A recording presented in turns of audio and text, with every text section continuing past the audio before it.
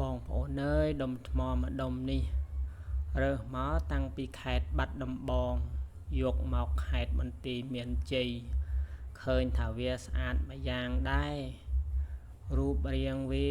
ដែលបំណែករបស់វានឹងដូចផ្កាថ្មអញ្ចឹងប៉ុន្តែយកមកស៊ូគេថាជាបំណែកខូស៊ីលមិនដឹងថាដើមអីទេបងប្អូនទាំងអស់គ្នាអញ្ចឹងខ្ញុំបាទបានសាងជារូបព្រះពុទ្ធប្រក់នាគរួចរាល់ហើយអង្គនេះក៏ដាក់ជីវដែរប្រសិនបើបងប្អូនមានចំណាប់អារម្មណ៍ចង់បានរូបដែលខ្ញុំបាទបានសាងរួចរាល់នេះអាចទំនាក់ទំនងមកខ្ញុំបាទបានតាមរយៈលេខទូរស័ព្ទ098 95 95 08